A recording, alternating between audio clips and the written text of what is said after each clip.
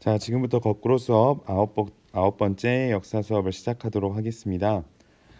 자, 우리가 저번 시간에 발해의 건국까지 수업을 했었는데요. 여러분들 우리가 발해의 역사를 꼭 알아야 하는 이유가 있습니다. 그것은 바로 여러분들도 이야기를 들어봤을지 모르겠지만 중국의 동북공정 프로젝트 때문이었는데요. 이 동북공정 프로젝트란 무엇이냐면 지금 현재 중국의 땅에 있는 역사는 모두 중국의 역사다라는 거예요. 즉 우리나라로 치면 우리나라의 고구려, 그리고 지금 우리가 배우고 있는 발해, 이런 역사들이 우리나라의 역사가 아니라 중국의 역사라는 거죠. 자, 역사는 뭡니까, 여러분? 많은 사람들이 기억하는 것들이 역사예요. 많은 사람들이 기억하는 것. 근데 이렇게 중국이 주장을 하고 우리나라 사람들이 역사를 제대로 공부하지 않는다면 기억에서 점차 잊혀지고, 그러면 이 역사는 자연스럽게 중국의 역사가 되는 겁니다. 자, 이렇게 되면 우리가 나중에 남북 통일을 했을 때 이 영토에 대한 우리의 소유권이라든가 뭐 재산이라든가 이런 거에 대해서 지키지 못하겠죠. 그걸 노리고 중국이 동북공정을 했던 건데, 지금은 이 중국 동북공정을 프로젝트가 끝이 났지만 우리가 역사를 결코 소홀히 해서는 안 된다라는 것을 가르쳐 주었습니다. 자, 이제 우리가 발해를 공부해야 하는 이유에 대해서 선생님하고 한번 잠깐 이야기해 보았고, 이번 시간에는 신라와 발해의 발전 모습을 대해서 한번 알아볼게요. 먼저 신라를 하기 전에 발해부터 하고 넘어가 볼게요. 아이고, 네, 발해입니다. 네, 발해는 고구려가 멸망하자 고구려의 많은 유민들이 어디로 끌려갔다고 했죠? 네, 바로 당나라죠.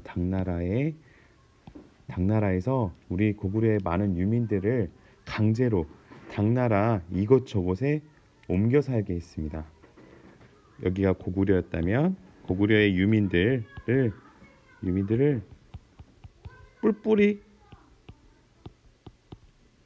흩어지게 했어요. 그러다가 이제 대조영이라는 사람이, 고구려의 장수였던 대조영이라는 사람이 당나라에서 유민들을 모아서 바로 여기 동무산 기슭에 발해를 세웠죠. 자, 저번 시간에 우리 발해가 어떤 나라를 계승했는지에 대해서도 배웠었죠. 자, 먼저 위치적으로 발해가 고구려를 계승한 이유 되겠죠. 고구려의 옛 땅에 발해를 세웠죠. 고구려의 장군 대조영이 고구려 땅에 건국했다. 위치적인 면에서도 네, 고구려 계승이 합격되고요. 다음 두 번째, 유물입니다. 유물. 자, 뭐가 있었습니까? 고구려와 발해에 수막새가 있었죠. 수막새.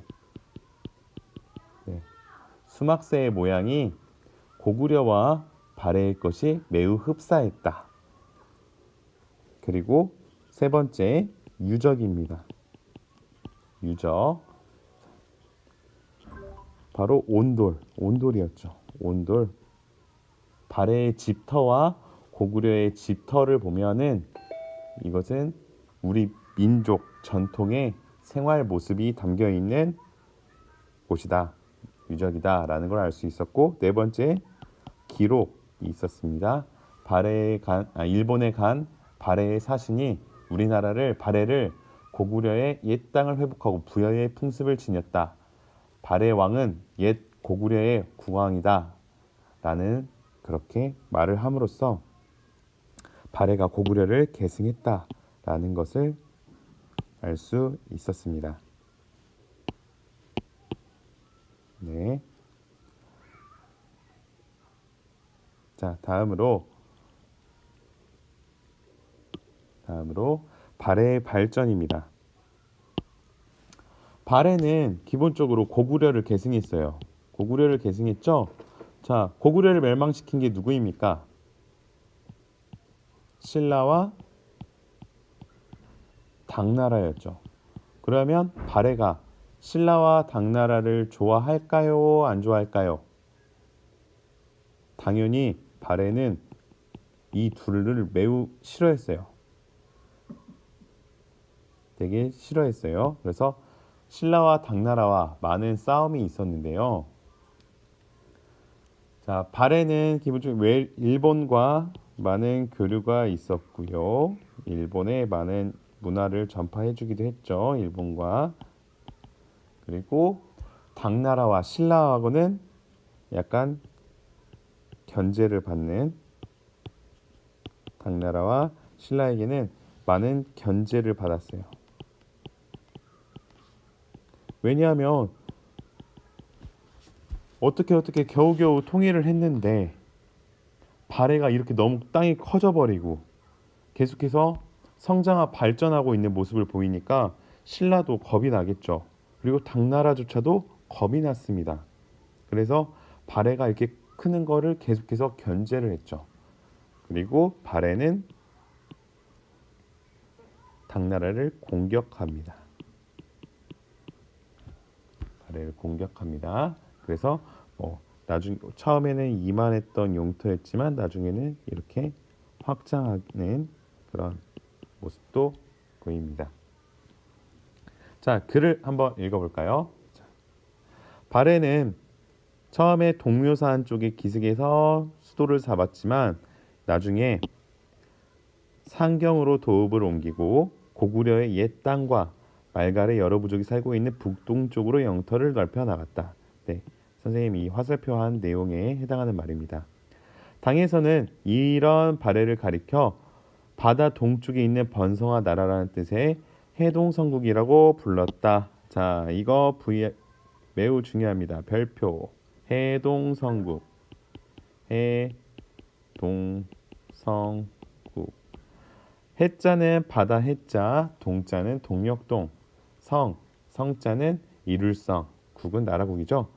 바다의 동쪽에 있는 매우 강력한 성장한 나라다 라는 것. 자, 발해는 이처럼 고구려를 멸망시킨 당나라와 신라를 멀리했지만 나중에는 당과 신라와도 교류를 했습니다. 자, 이제 넘어가서 통일신라 한번 보도록 하겠습니다.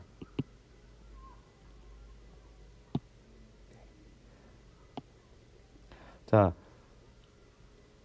삼국을 통일한 통일신라는 이제 고구려 백제의 유민들을 어떻게 하겠습니까? 끌어들이겠죠. 자기 편으로.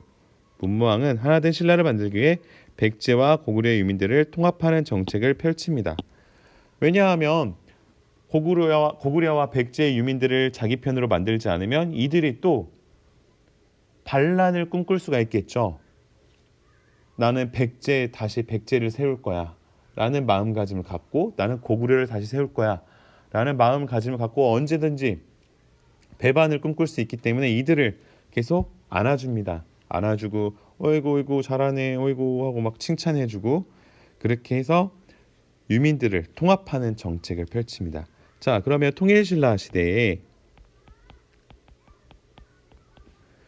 유민들을 다 흡수했어요.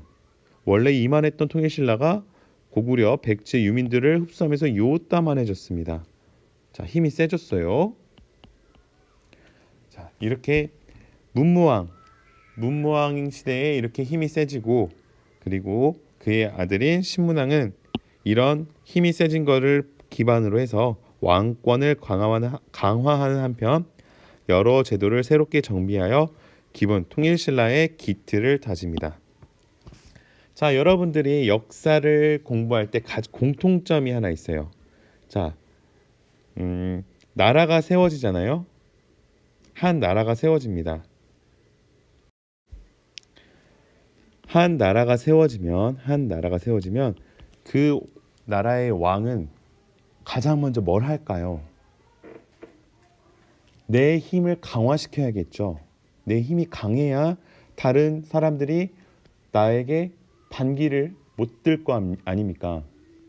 내가 왕인데, 이 나라의 왕인데 내가 반역을 일으켜서 나라를 세웠는데, 반역이나 아니면 다른 나라를 쳐들어가서 그런 식으로 왕이 되었는데, 다른 사람도 나에게 같은 생각을 가질 수도 있잖아요. 그러니까 항상 한 나라가 만들어지면 그 그 나라의 왕들은 뭘 하려고 하냐면 왕권을 강화하려고 합니다.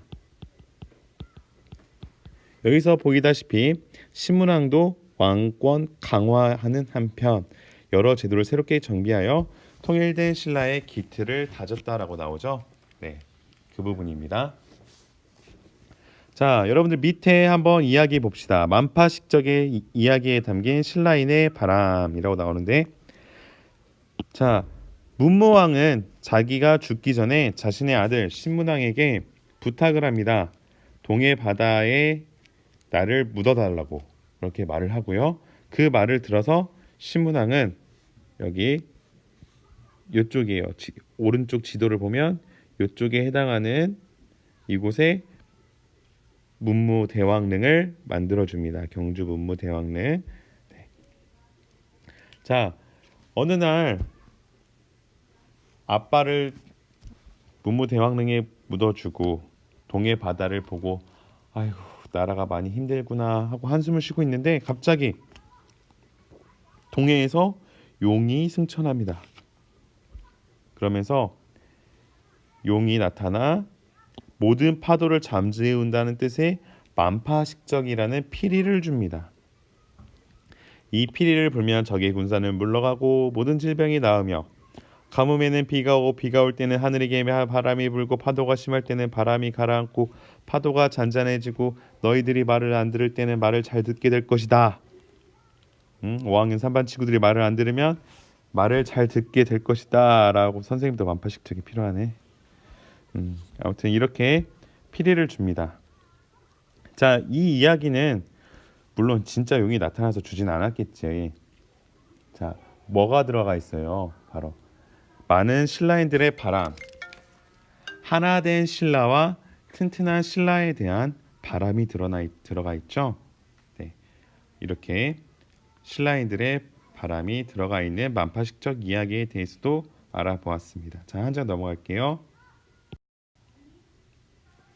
자, 신라의 삼국 통일과 발해의 건국 이후 신라와 발해는 여러 나라와 활발하게 교류를 합니다.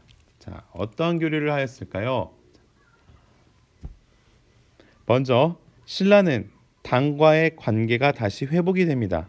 자, 그 이유는 발해 때문이겠죠.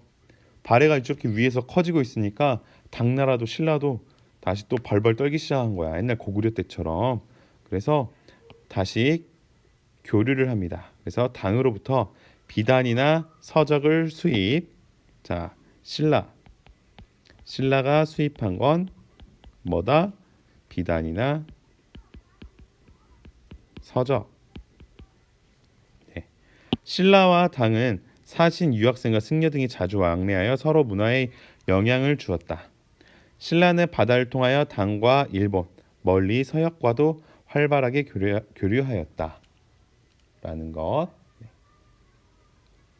지도가 있으면 좋겠는데 이거는 사회과부도 91쪽을 참고해서 학교에서 선생님하고 이야기해 보도록 합시다. 교류에 대해서는. 네. 그리고 발해는 교역료가 발달하면서 신라 당 거란 일본뿐만 아니라 중앙아시아의 나라들과도 교류하였습니다. 신라와는 갈등이 있었으나 점차 협력 관계를 이어갔다. 당과는 사신이 자주 오갔고 발해인이 나중에 당으로 유학을 가기도 하였다. 일본에는 특산품을 수출하거나 사신을 보내기도 하였다라고 되어 있습니다. 자, 여러분 이 교류 부분은 신라와 발해 그리고 당나라 이 세 나라 간의 교류는 선생님이랑 학교에서 사회과 보도책을 참고하여서 한번 공부 더 해보도록 하고요. 장보고는 여러분들도 많이 알고 있겠지만 꽤 중요한 인물입니다. 많이 중요한 인물입니다. 자, 오늘 엄마에게 가서 엄마 장보고 왔어요. 네, 그런 얘기를 하면 안 돼요. 네. 장보고에 관해서도 여러분들 책 한번 읽고 와보세요. 그리고 선생님하고 학교에서 퀴즈 전에 했던 퀴즈로 다시 한번 우리 오늘 배운 내용을 복습하는 시간을 갖도록 하겠습니다. 네, 이번 수업 여기서 마치도록 하겠습니다.